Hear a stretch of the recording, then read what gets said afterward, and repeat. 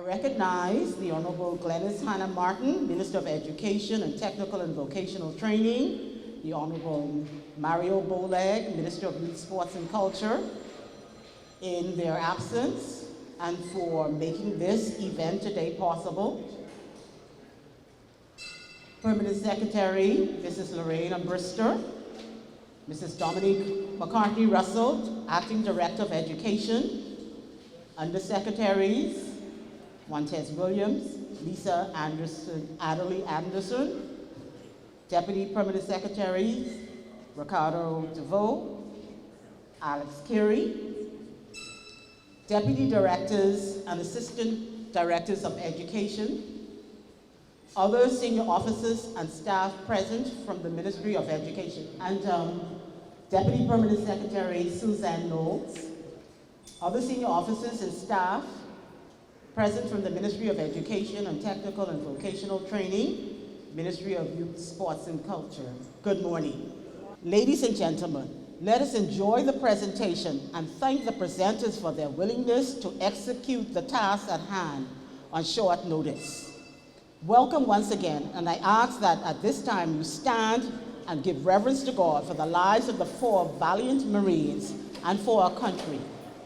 Let us repeat the Lord's Prayer.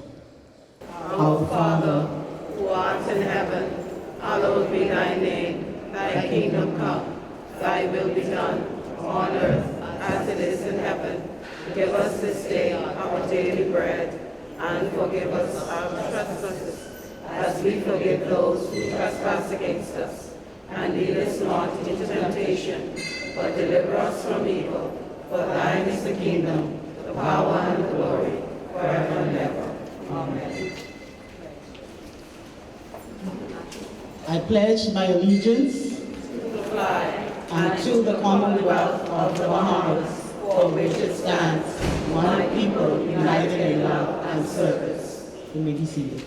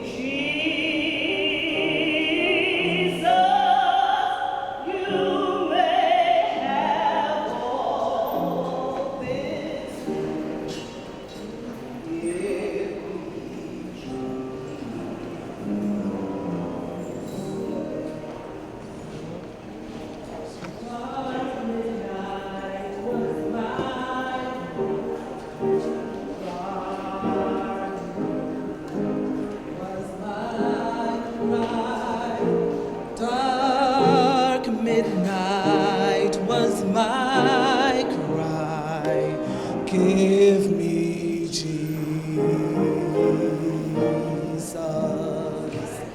Give me Jesus.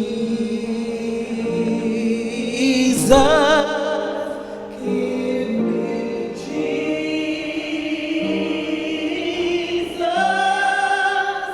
You may have all this world.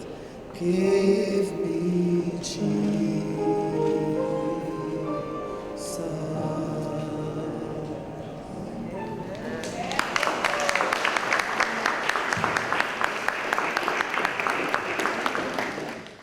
Good morning, everyone. The Bahamian government purchased several new craft to be utilized by the Royal Bahamas Defense Force to assist with protecting the borders of the country. One of the vessels, the Hmbs Flamingo, was captained by Hmbs and a crew of 18 men. On May 8, 1980, the Hmbs Flamingo left Nassau to patrol the waters in the southern Bahamas. On May 10, 1980, around 5 p.m., a series of events led to the attack on the HMBS Flamingo and the death of 4 officers from the Royal Bahamas Defense Force. The HMBS Flamingo commenced its patrol of the Great Bahama Bank, 2 miles south of Key Santo Domingo and 50 miles north of Cuba. It was in this vicinity that they stumbled upon Cuban poachers in Bahamian waters. The captain of the HMBS ordered the fishermen to stop. However, they refused, and a chase ensued. The HMBS Flamingo pursued 2 Cuban vessels, the Ferrocemento 54 and the Ferrocemento 165. As the HMBS Flamingo chased the Cuban poachers, Captain Javier Fuentes Miranda, captain of the Cuban fishing vessel Ferrocemento 54, sent a distress call to Cuba, claiming that he was being attacked by pirates. Unaware of the call, the officers on board the HMBS Flamingo seized the vessel and took into custody 8 Cuban males. An hour after the arrest of the Cuban poachers, something surprising happened. Defense Force Marines witnessed 2 MiG 21MF jets flying in the direction of the HMBS Flamingo. The Cuban jets fired shots hitting the HMBS Flamingo. The Cuban fire jets returned to Cuba. They rearmed, returned, and continued its attack on the HMBS Flamingo.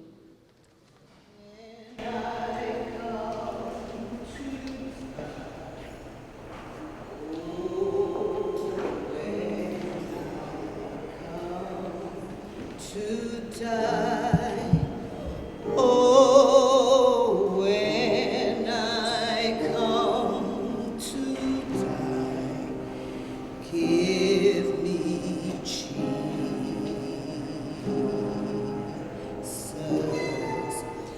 give me Jesus, give body but Jesus.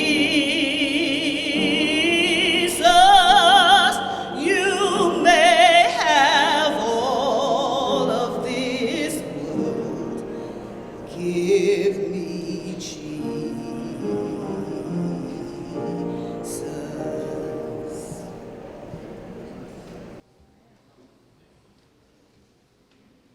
The second attack was fatal. The HMBS Flamingo was destroyed as a result of the impact of a rocket. For safety, some of the crew had to dive into the water. Some of the Marines swam to the captured Cuban fishing vessel and set one of the vessels afloat. Others swam to the southern end of Ragged Island. Sadly, able seaman Fenric Stirrup, Marine seaman Austin Rudolph Smith, Marine seaman David Allison Tucker, and Marine seaman Edward Arnold Williams were killed.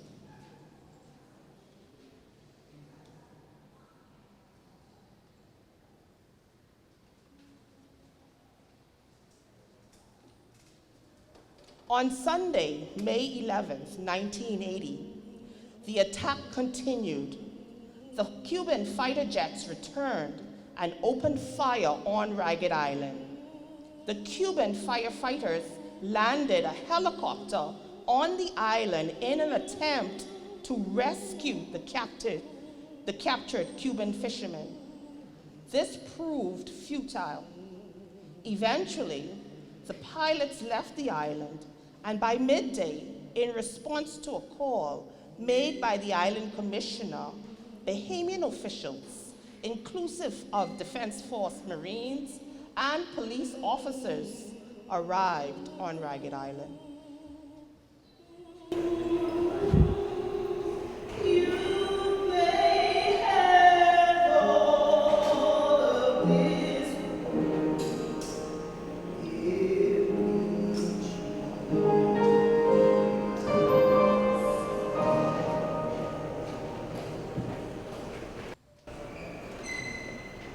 There's a garden where Jesus is waiting. There's a place that it once was living. For it glows in the light of His presence. It's the beautiful garden of prayer. Oh, that beautiful garden, the garden of prayer. Oh, the beautiful garden of prayer. There my Savior always, and He opens the gate to the beautiful garden of prayer. There's a garden where Jesus is waiting, and He bids you to come meet Him there. Yes, to have and receive a new blessing in the beautiful garden of prayer. Oh, the beautiful garden, the garden of prayer. Oh, the beautiful garden of prayer.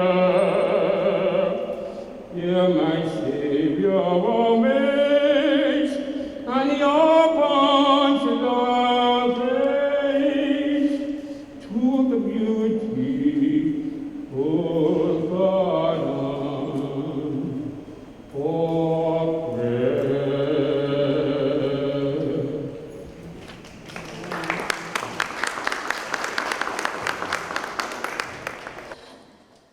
This matter was addressed at various levels. The 8 Cuban poachers were taken to Nassau and charged before the courts. They were able to receive bail at $80,000. The government of the Bahamas reported the incident to the United Nations Security Council and demanded an apology from the Cuban government. Invariably, the Cuban government responded that the attack occurred because they thought pirates were attacking Cuban vessels. Additionally, the Cuban government argued that there was an American conspiracy and the Central Intelligence Agency was the mastermind who orchestrated the attacks. This did not sit well with the Bahamian government, who argued for reparations for the families who lost their loved ones in the attack, and compensation for the wounded officers. The Bahamian government also asked for Cuba to pay for the sunken HMBS Flamingo. Nearly 6 months after the incident, the Cuban government sent a delegation to Nassau to apologize for the incident and paid $400,000 to each of the dead Marines and $4 million to replace the HMBS Flamingo.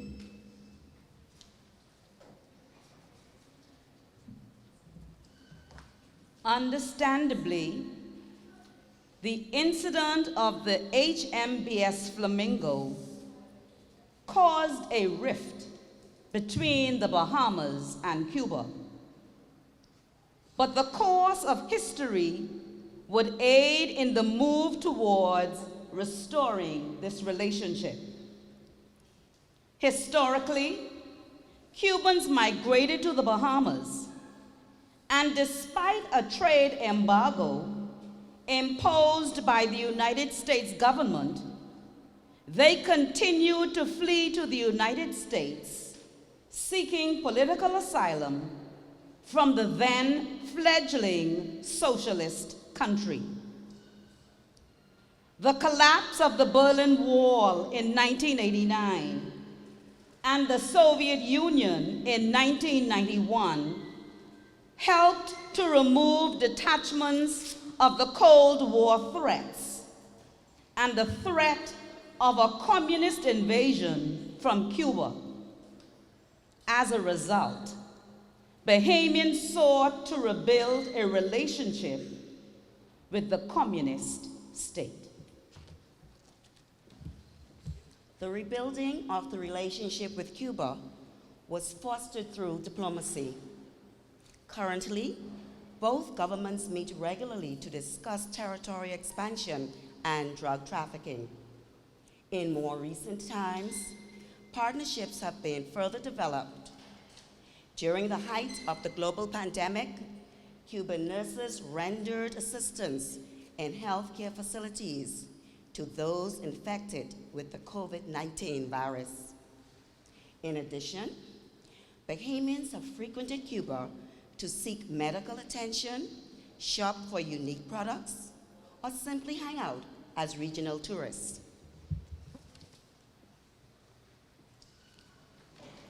Education, however, has been an integral part of the rebuilding of the relationship between Cuba and the Bahamas.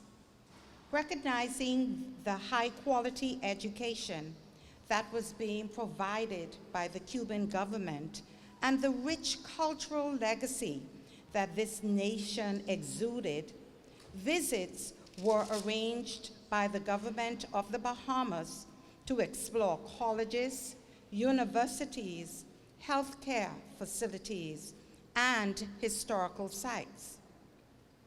As a result, agreements were signed by the Bahamian and Cuban governments, which provided opportunities for Bahamian students to pursue studies at the tertiary level in Cuba. In addition, the government of the Bahamas also entered into an agreement with Cuba to assist with filling the gaps in the Bahamian education system. Cuban teachers were contracted to teach Spanish, special education, physics, agriculture, building trades, and chemistry.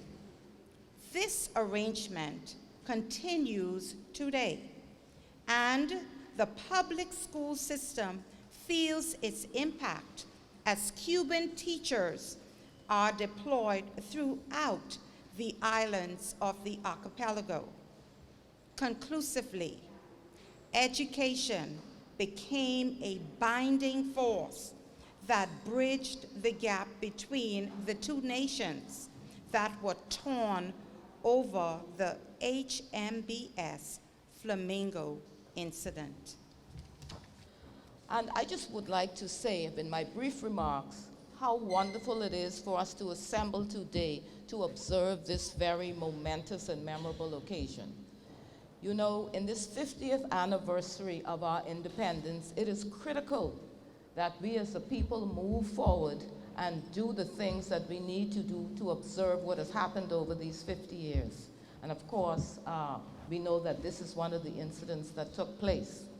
And so I just want to say a special thank you in the first instance to all of the persons who came to the table to plan this ceremony very quickly, in a matter of 1 or 2 days. I want to say thank you to all of you. In the first instance to, of course, the acting director, Ms. Pearline Baker, Ms. Gator, Mr. Montez Williams from the Ministry of Youth, Sports and Culture, Mr. Byron Thompson and the communication staff, Ms. Undersecretary Culmer, Undersecretary Anderson, and of course, we want to say a special thank you to Ms. Lisa Russell from the communication section, who used her contacts in a matter of a day to get this done. Isn't it beautiful? See Ms. Russell right there. So I want to say thank you. I also want to thank the Director of Archives, who provided substantial information for us for this observance. And it is absolutely critical that these things are done. And I'm so happy that District Superintendent Moss spoke to the relationship which is now developed with the Cuban government, between the government of the Bahamas and Cuba. And the director and the minister returned only recently from Cuba on an education pilgrimage, shall we say, and they got substantial information. And with respect to the MOU, in fact, there is a team from the Ministry of Education, Technical and Vocational Training leaving on Friday in 2 days to travel to Cuba to recruit Cuban teachers for our special education and our technical and vocational education areas. And so it is so very critical that this is being done. I want to thank all of you for coming out and supporting this effort. And as we move forward in this 50th anniversary year, I want us always to remember the sacrifices made by Bahamians, it was particularly these young men. You know, COVID really taught us what we can do as a people. Everybody came to the table, and the sacrifices made, particularly by our teachers and our administrators, in providing for the students of the Bahamas was outstanding. And as we move forward in our development, it's important for us to always remember that we're all one people. We must bind together in a national effort and make the sacrifices which are necessary to develop our country, and particularly to develop our education and our youth, sports, and culture sectors. These gentlemen made the ultimate sacrifice. And I was of age when this happened, and I remember the outrage and the anger we all felt as Bahamians. And I remember the Cuban government coming to engage in discussions, and child, we flocked down to the airport, and Bahamians was ready to flip and gang them.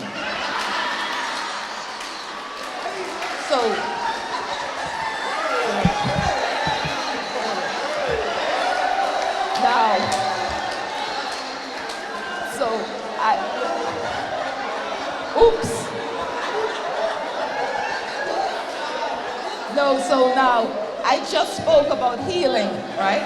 So I lapsed, right? But I'm just saying, we had national pride. And I can well remember a particular lady.